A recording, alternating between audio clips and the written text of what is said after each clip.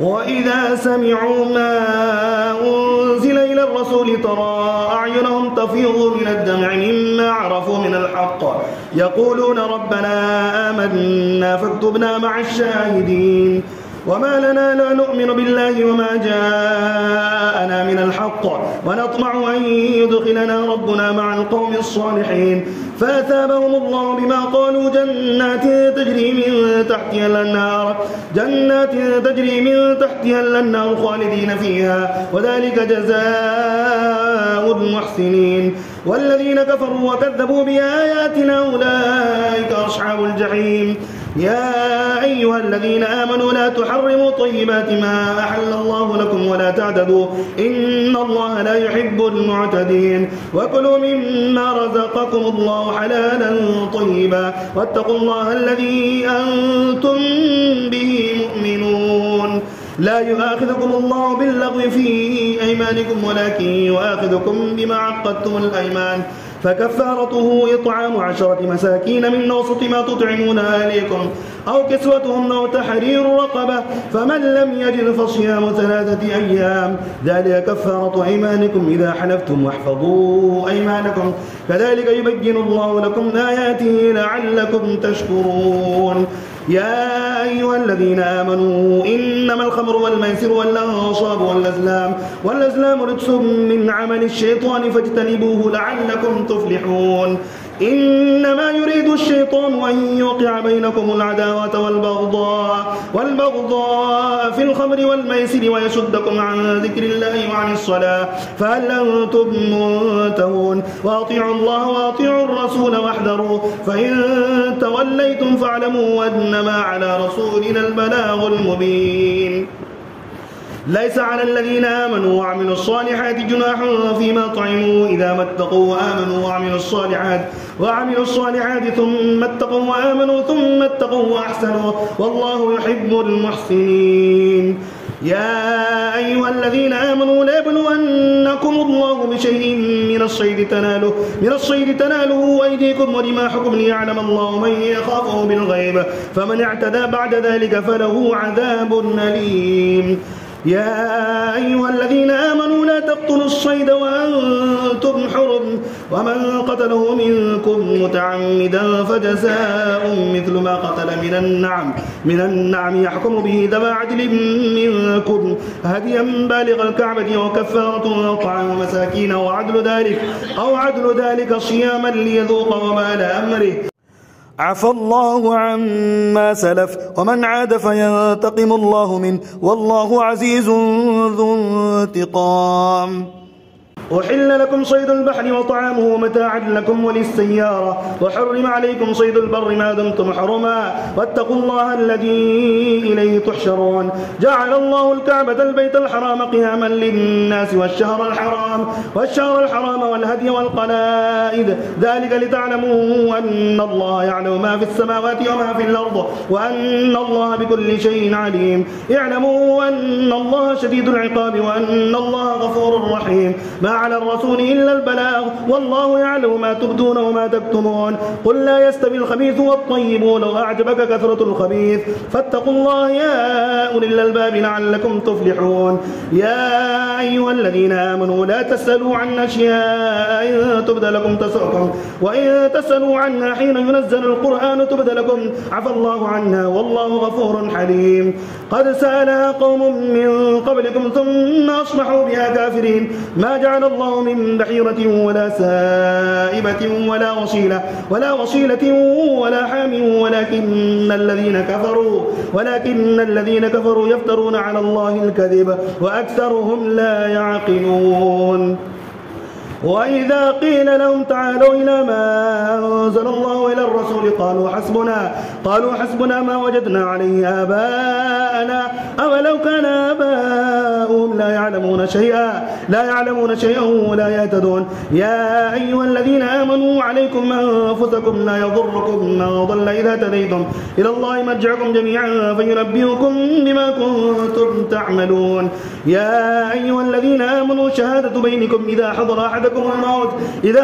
أحدكم الموت حين الوصية 2 ذوى عدل منكم أو آخران من غيركم إن أنتم ضربتم في الأرض فأصابتكم مصيبة الموت تحبسونهما من بعد الصلاة فيقسمان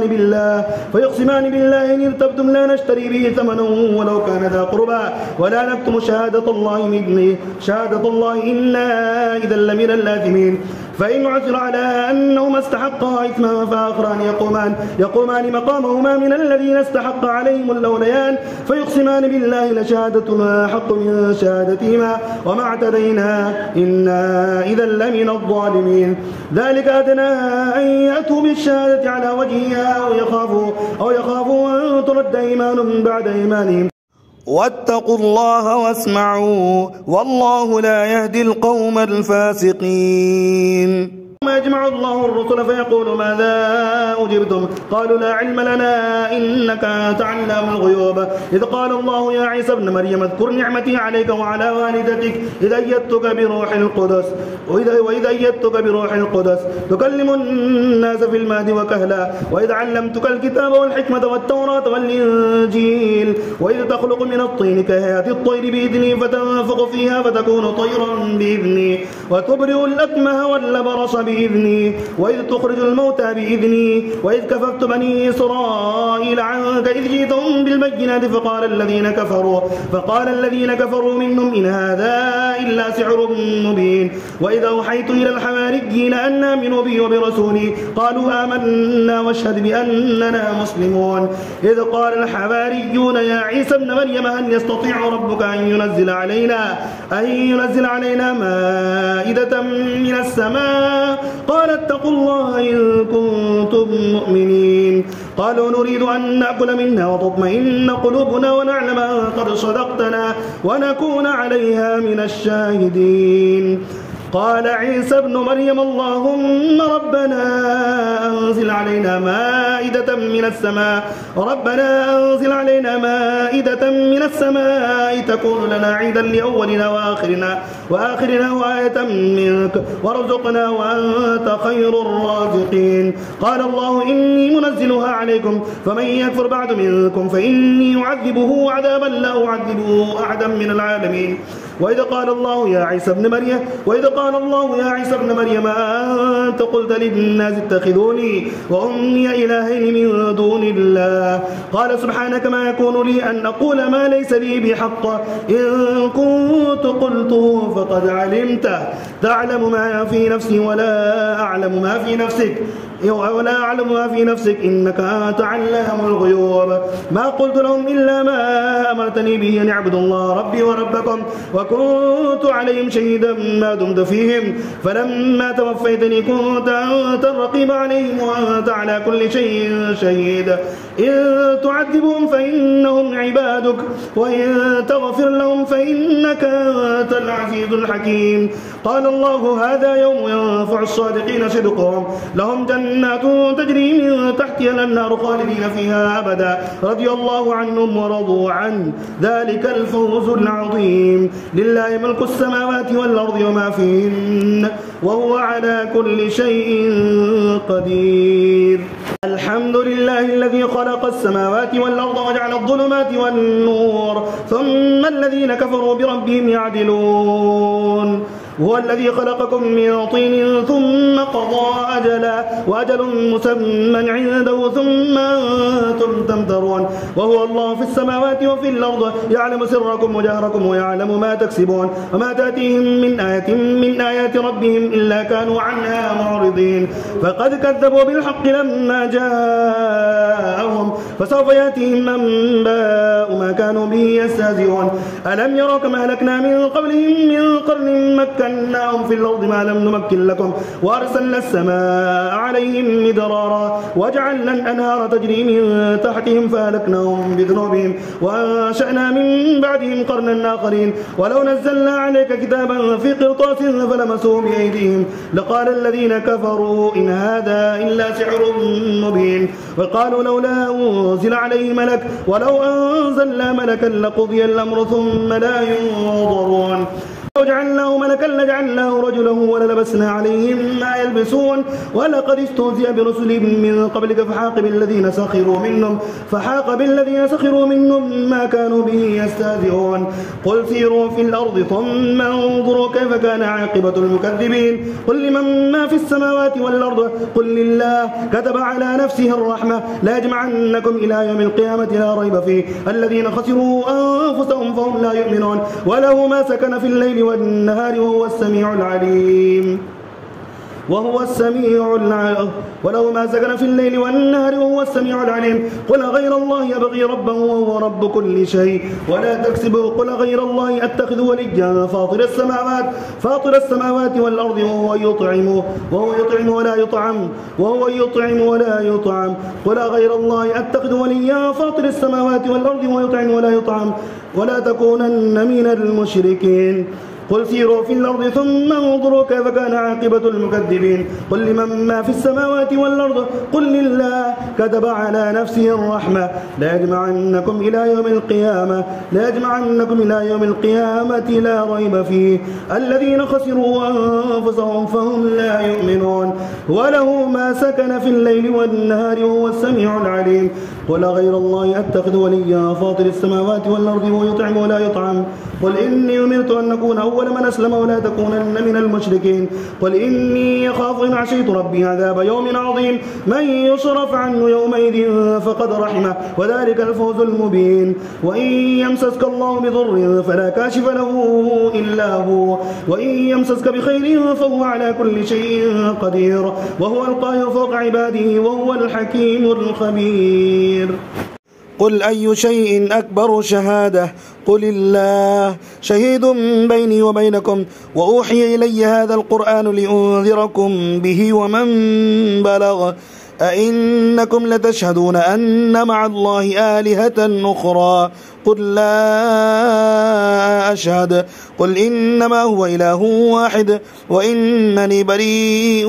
مما تشركون الذين آتيناهم الكتاب يعرفونه كما يعرفون أبناءهم الذين خسروا أنفسهم فهم لا يؤمنون ومن أظلم ممن افترى على الله كذبا أو كذب بآياته إنه لا يفلح الظالمون ويوم نحشرهم جميعا ثم نقول للذين أشركوا أين شركاؤكم الذين كنتم تزعمون ثم لم تكن فتنتهم إلا أن قالوا والله ربنا ما كنا مشركين انظر كيف كذبوا على أنفسهم وضل عنهم ما كانوا يفترون ومنهم من يستمع إليك وجعلنا على قلوبهم أكنة أن يفقهوه وفي آذانهم وقرا وإن يروا كل آية لا يؤمنوا بها حتى إذا جاءوك يجادلونك يقول الذين كفروا إن هذا إلا أساطير الأولين وهم ينهون عنه وينهون عنه وإن يهلكون إلا أنفسهم وما يشعرون ولو ترى إذ وقفوا على النار فقالوا يا ليتنا نرد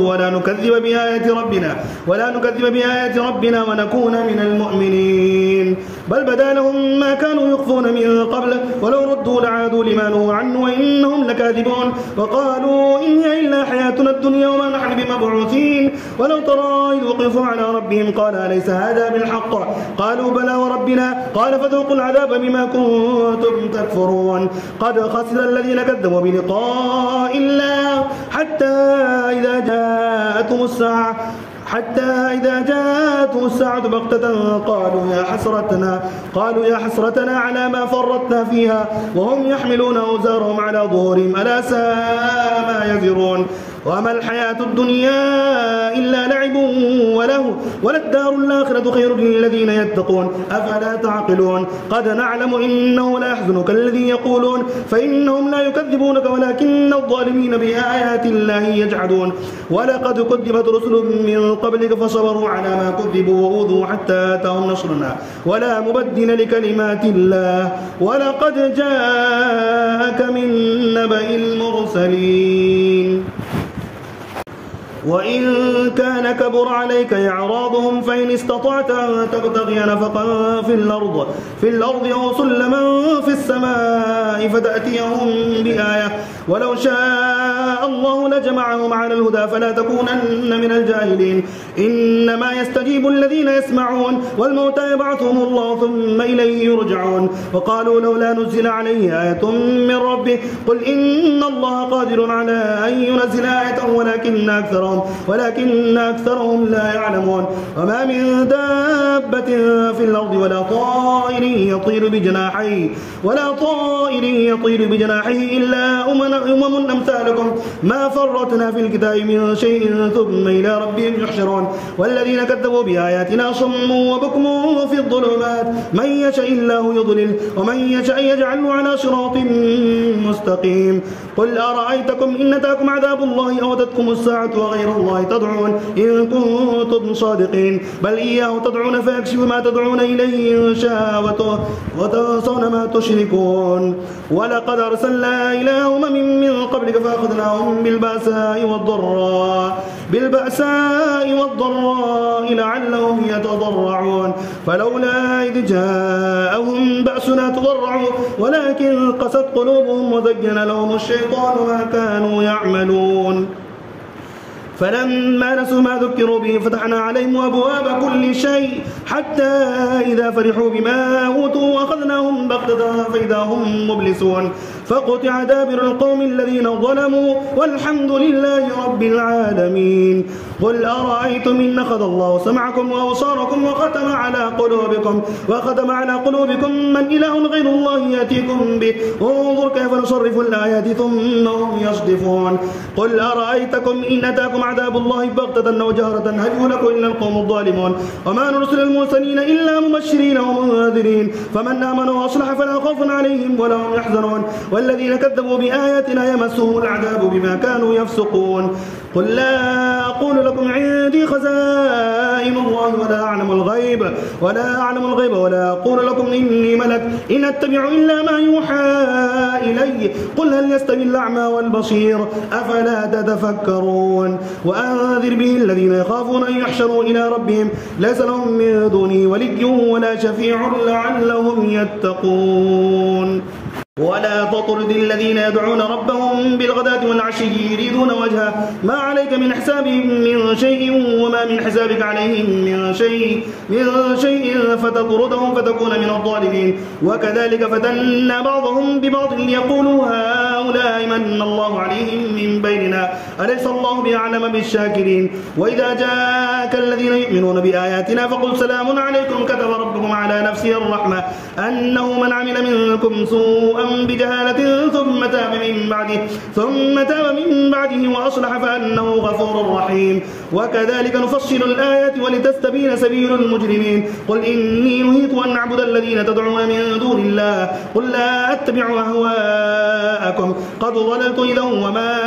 أنا من المهتدين قل إني على بينة من ربي وكذبتم به ما عندي ما تستعجلون به إن الحكم إلا لله يقص الحق وهو خير الفاصلين قل لو أن عندي ما تستعجلون به لقضي الأمر بيني وبينكم والله أعلم بالظالمين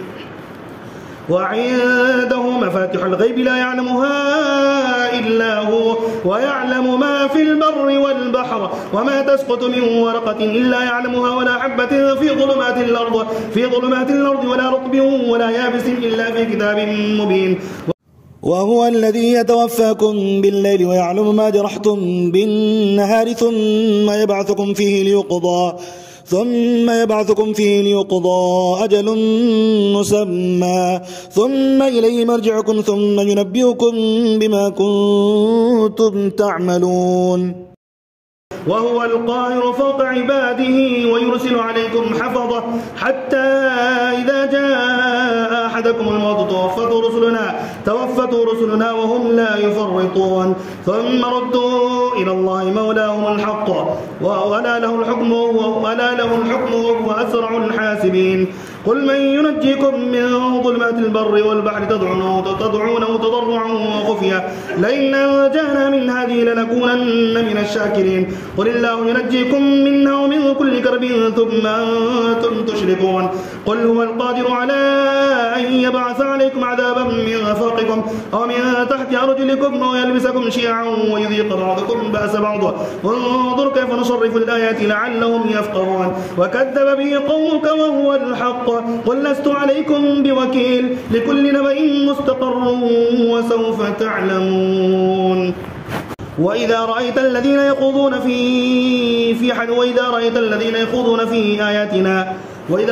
رأيت الذين يخوضون في آياتنا فأعرض عنهم حتى يخوضوا في حديث غيره وإما ينسينك الشيطان فلا تقعد بعد الذكرى مع القوم الظالمين وما على الذين يتقون من حسابهم من شيء ولكن ذكرى لعلهم يتقون ودار الذين اتخذوا دينهم لعبا ولهوا وغرتهم الحياة الدنيا وذكر به أن تبصر نفس بما كسبت ليس لها من دون الله ولي ولا شفيع وإن تعدل كل عدل لا يؤخذ منها أولئك الذين أبصروا بما كسبوا لهم شراب من حميم وعذاب أليم بما كانوا يكفرون قل أندعو من دون الله ما لا ينفعنا ولا يضرنا قل أندعو من دون الله ما لا ينفعنا ولا يضرنا ونرد على أعقابنا بعد إذ هدانا الله كالذي استهوته الشياطين في الأرض حيران له أصحاب يدعونه إلى الهدى ائتنا قل إن هدى الله هو الهدى وأمرنا لنسلم لرب العالمين وأن نقيموا الصلاة واتقوه وهو الذي إليه تحشرون وهو الذي خلق السماوات والأرض بالحق ويوم يقول كن فيكون قوله الحق وله الملك يوم ينفخ في الصور عالم الغيب والشهادة وهو الحكيم الخبير وإذ قال إبراهيم لأبيه آزر تتخذ أصناما آلهة إني أراك وقومك في ضلال مبين وكذلك نري إبراهيم ملكوت السماوات والأرض وليكون من الموقنين فلما جن عليه الليل رأى كوكبا قال هذا ربي فلما أفل قال لا أحب الآفلين فلما رأى القمر بازغا قال هذا ربي فلما أفل قال لئن لم يهدني ربي لأكونن من القوم الضالين فلما رأى الشمس بازغة قال هذا ربي هذا أكبر فلما أفلت قال يا قوم إني بريء مما تشركون إني وجهت وجهي للذي فطر السماوات والأرض حنيفا وما أنا من المشركين وحاجه قومه قال تحاجوني في الله وقد هدان ولا أخاف ما تشركون به إلا أن يشاء ربي شيئا وسع ربي كل شيء علما أفلا تتذكرون وكيف أخاف ما أشركتم ولا تخافون أنكم أشركتم بالله ما لم ينزل به عليكم سلطانا فأي الفريقين أحق بالأمن إن كنتم تعلمون الذين آمنوا ولم يلبسوا إيمانهم بظلم أولئك لهم الأمن وهم مهتدون وتلك حجتنا آتيناها إبراهيم على قومه نرفع درجات من نشاء إن ربك حكيم عليم ووهبنا له إسحاق ويعقوب كلا هدينا ونوحا هدينا من قبل ومن ذريته داود وسليمان وأيوب ويوسف وموسى وهارون وكذلك نجزي المحسنين وزكريا ويحيى وعيسى وإلياس كل من الصالحين وإسماعيل واليسع ويونس ولوطا وكلا فضلنا على العالمين ومن آبائهم وذرياتهم وإخوانهم واجتبيناهم وهديناهم إلى صراط مستقيم ذلك هدى الله يهدي به من يشاء من عباده ولو أشركوا لحبط عنهم ما كانوا يعملون أولئك الذين آتيناهم الكتاب والحكم والنبوة فإن يكفر بها هؤلاء فقد وكلنا بها قوما ليسوا بها بكافرين أولئك الذين هدى الله فبهداه مقتدي قل لا أسألكم عليه أجرا إن هو إلا ذكرى للعالمين وما قدروا الله حق قدره إذ قالوا ما أنزل الله على بشر من شيء قل من أنزل الكتاب الذي جاء به موسى نورا وهدى للناس تجعلونه قراطيس تبدونها وتخفون كثيرا وعلمتم ما لم تعلموا أنتم ولا آباؤكم قل الله ثم ذرهم في خوضهم يلعبون وهذا كتاب أنزلناه مبارك مصدق الذي بين يديه ولتنذر أم القرى ومن حولها والذين يؤمنون بالآخرة يؤمنون به وهم على صلاتهم يحافظون ومن أظلم ممن افترى على الله كذبا أو قال أوحي إلي ولم يوحى إليه شيء ومن قال سأنزل مثل ما أنزل الله ولو ترى إذ الظالمون في غمرات الموت والملائكة باسطوا أيديهم أخرجوا أنفسكم اليوم تجزون عذاب الهون بما كنتم تقولون على الله غير الحق وكنتم عن آياته تستكبرون ولقد جئتمونا فرادا كما خلقناكم أول مرة وتركتم ما خولناكم وراء ظهوركم وما نرى معكم شفعاءكم الذين زعمتم أنهم فيكم شركاء لقد تقطع بينكم وضل عنكم ما كنتم تزعمون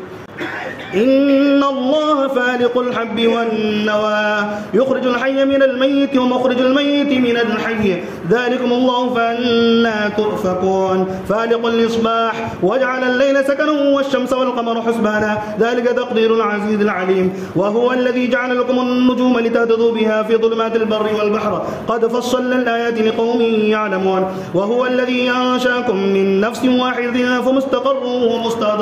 ومستودع قد فصلنا الآيات لقوم يفقهون وهو الذي أنزل من السماء ماء فأخرجنا به نبات كل شيء فأخرجنا منه خضرا نخرج منه حبا متراكبا ومن النخل من طلعها قنوان دانية وجنات من أعناب والزيتون والرمان مشتبها وغير متشابه انظروا إلى ثمره إذا أثمر وينعه إن في ذلكم لآيات لقوم يؤمنون وجعلوا لله شركاء الجن وخلقهم وخرقوا له بنين وبنات بغير علم سبحانه وتعالى عما يصفون بديع السماوات والأرض أنى يكون له ولد ولم تكن له صاحبة وخلق كل شيء وهو بكل شيء عليم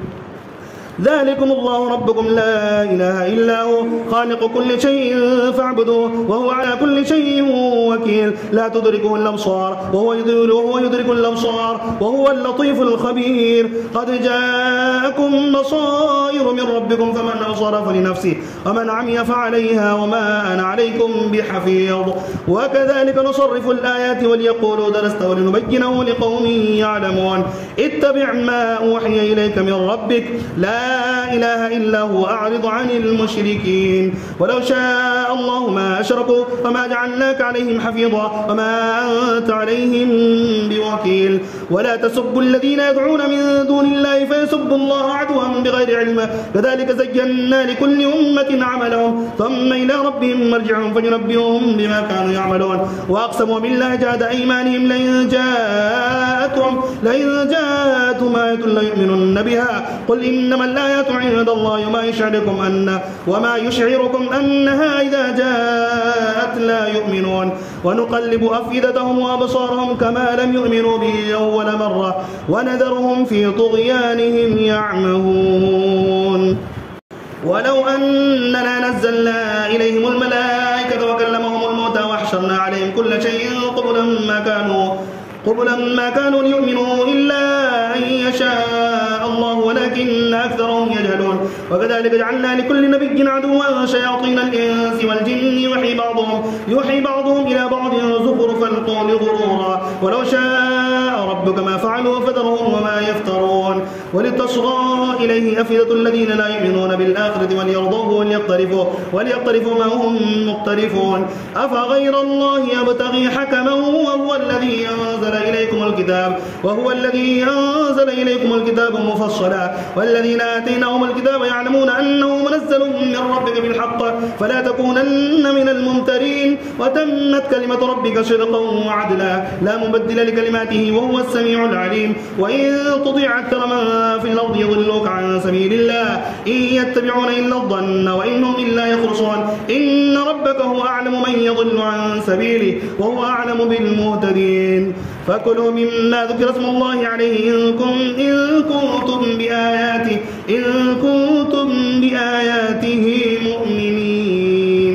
وما لكم من لا تأكلوا مما ذكر اسم الله عليه وقد فصل لكم ما حرم عليكم إلا ما اضطررتم إليه وإن كثيرا ليضلون بأهوائهم بغير علم إن ربك هو أعلم بالمعتدين وذروا ظاهر الإثم وباطنه إن الذين يكسبون الإثم سيجزون بما كانوا يقترفون ولا تأكلوا مما لم يذكر اسم الله عليه وإنه لفسق وإن الشياطين ليوحون إلى أوليائهم ليجادلوكم وإن أطعتموهم إنكم لمشركون أو من كان ميتا فأحييناه وجعلنا له نورا يمشي به في الناس كمن مثله في الظلمات ليس بخارج منها كذلك زين للكافرين ما كانوا يعملون وكذلك جعلنا في كل قرية نكابر مجرميها ليمكروا فيها وما يمكرون إلا بأنفسهم وما يشعرون وإذا جاءتهم آية قالوا لن نؤمن حتى نؤتى مثل ما أوتي رسل الله أعلم حيث يجعل رسالته سيصيب الذين أجرموا صغار عند الله وعذاب شديد بما كانوا يمكرون فمن يرد الله أن يهديه يشرح صدره للإسلام ومن يرد أن يضله يجعل صدره ضيقا حرجا كأنما يصعد في السماء كذلك يجعل الله الرجس على الذين لا يؤمنون وهذا صراط ربك مستقيما فاتبعه وهذا صراط ربك مستقيما قد فصلنا الآيات لقوم يذكرون لهم دار السلام عند ربهم وهو وليهم بما كانوا يعملون ويوم يحشرهم جميعا يا معشر الجن قد استكثرتم من الإنس وقال أولياؤهم من الإنس ربنا استمتع بعضنا ببعض وبلغنا أجلنا الذي أجلت لنا قال النار مثواكم خالدين فيها إلا ما شاء الله إن ربك حكيم عليم وكذلك نولي بعض الظالمين بعضا بما كانوا يكسبون ويوم يحشرهم يا معشر الجن والإنس ألم يأتكم رسل منكم يقصون عليكم آياتي وينذرونكم لقاء يومكم هذا قالوا شهدنا على أنفسنا وغرتهم الحياة الدنيا وشهدوا على أنفسهم أنهم كانوا كافرين ذلك أن لم يكن ربك مهلك القرى بظلم وأهلها غافلون ولكل درجات مما عملوا وما ربك بغافل عما يعملون وربك الغني ذو الرحمة إن يشاء يذهبكم ويستخلف من بعدكم ما يشاء كما أنشأكم من ذرية وربك الغني ذو الرحمة إن يشاء يذهبكم ويستخلف من بعدكم ما يشاء كما أنشأكم من ذرية قوم آخرين إنما توعدون لآت وما أنتم بمعجزين قل يا قوم اعملوا على مكانتكم إني عامل فسوف تعلمون من تكون له عاقبة الدار إنه لا يفلح الظالمون وجعلوا لله مما ذرى من الحرث والأنعام نصيبا فقالوا هذا لله بزعمهم وهذا لشركائنا فما كان لشركائهم فلا يصل إلى الله وما كان لله فهو يصل إلى شركائهم ساء ما يحكمون وكذلك زين لكثير من المشركين قتل أولادهم شركاءهم ليرضوهم ليلبسوا عليهم دينهم ولو شاء الله ما فعلوا فذرهم وما يفترون وقالوا هذه أنعام وحرث حجر لا يطعمها إلا من نشاء بزعمهم وأنعام حرمت ظهورها وأنعام لا يذكرون يذكرون اسم الله عليه افتراء عليه سيجزيهم بما كانوا يفترون. وقالوا ما في بطون هذه الأنعام خالصة لذكورنا ومحرم على أزواجنا وإن يكن ميتة فهم فيه شركاء سيجزيهم وصفهم إنه حكيم عليم. قد خسر الذين قتلوا أولادهم سفها بغير علم وحرموا ما رزقهم الله افتراء على الله قد ضلوا وما كانوا مهتدين. وهو الذي أنشأ جنات معروشات وغير معروشات والنخل والزرع مختلفا نكله والزيتون والرمان متشابها وغير متشابه كلوا من ثمره إذا أثمر وآتوا حقه يوم حصاده ولا تسرفوا إنه لا يحب المسرفين. ومن الأنعام حمولة وفرشا كلوا مما رزقكم الله ولا تتبعوا خطوات الشيطان إنه لكم عدو مبين. 8 أزواج من الضأن 2 ومن المعز 2 قل الذكرين حرم أم الأنثيين أما اشتملت عليه أرحام الأنثيين نبئوني بعلم إن كنتم صادقين. ومن الإبل 2 ومن البقر 2 قل الذكرين حرم أم الأنثيين أما اشتملت عليه أرحام الأنثيين أم كنتم شهداء إذ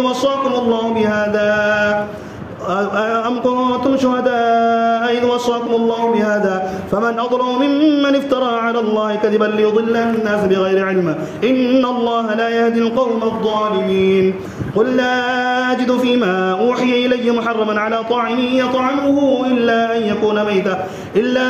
يكون ميتة أو دما مسفوحا أو لحم خنزير فإنه رجس وفسقا أهل لغير الله به فمن اضطر غير باغ ولا عاد فإن ربك غفور رحيم. وعلى الذين هادوا حرمنا كل ذي ظفر ومن البقر والغنم حرمنا عليهم شحومهما إلا ما حملت ظهورهما أو الحوايا أو ما اختلط بعظم ذلك جزيناهم ببغيهم وإنا لصادقون. فإن كذبوك فقل ربكم ذو رحمة واسعة ولا يرد بأسه عن القوم المجرمين. سيقول الذين أشركوا لو شاء الله ما أشركنا ولا آباؤنا ولا حرمنا من شيء كذلك كذب الذين من قبلهم حتى ذاقوا بأسنا قل هل عندكم من علم فتخرجوه لنا إن تتبعون إلا الظن وإن أنتم إلا تخرصون قل فلله الحجة البالغة فلو شاء لهداكم أجمعين قل هلم شهداءكم الذين يشهدون أن الله حرم هذا فإن شهدوا فلا تشهد معهم ولا تتبع أهواء الذين كذبوا بآياتنا والذين لا يؤمنون بالآخرة وهم بربهم يعدلون قل تعالوا أتل ما حرم ربكم عليكم أن لا تشركوا به شيئا وبالوالدين إحسانا ولا تقتلوا أولادكم من إملاق نحن نرزقكم وإياهم ولا تقربوا الفواحش ما ظهر منها وما بطن ولا تقتلوا النفس التي حرم الله إلا بالحق ذلكم وصاكم به لعلكم تعقلون.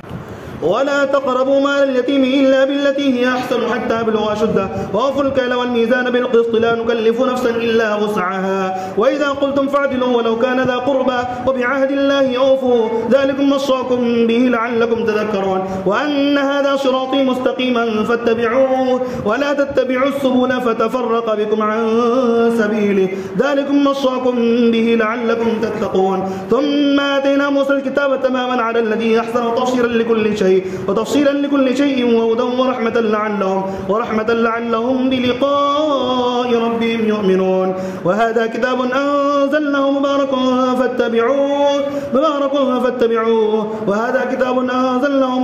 فاتبعوه واتقوا لعلكم ترحمون. أن تقولوا إنما أنزل الكتاب على طائفتين من قبلنا وإن كنا عن دراستهم لغافلين. أو تقولوا لو أنا أنزل علينا الكتاب لكنا أهدى منهم فقد جاءكم بينة من ربكم وهدى ورحمة فمن أظلم ممن كذب بآيات الله وصدف عنها سنجزي الذين يصدفون عن آياتنا سوء العذاب بما كانوا يصدفون. هل ينظرون إلا أن تأتيهم الملائكة أو يأتي ربك أو يأتي بعض آيات ربك. يوم يأتي بعض آيات ربك لا ينفع نفسا إيمانها لم تكن آمنت من قبل وكسبت في إيمانها خيرا. قل انتظروا إنا منتظرون. إن الذين فرقوا دينهم وكانوا شيعا لست منهم في شيء إنما أمرهم إلى الله ثم ينبئهم بما كانوا يفعلون. من جاء بالحسنة فله 10 أمثالها ومن جاء بالسيئة فلا يجزى إلا مثلها وهم لا يظلمون. قل إنني هداني ربي إلى صراط مستقيم دينا قيما ملة إبراهيم حنيفا وما كان من المشركين. قل إن صلاتي ونسكي ومحياي ومماتي لله رب العالمين لا شريك له وبذلك أمرت وأنا أول المسلمين. قل أغير الله أتخذ وليا فاطر السماوات والأرض قل أغير الله أبغي ربا وهو رب كل شيء ولا تكسب كل نفس إلا عليها ولا تزر وازرة وزر أخرى ثم إلى ربكم مرجعكم فينبئكم بما كنتم فيه تختلفون. وهو الذي جعلكم خلائف الأرض ورفع بعضكم فوق بعض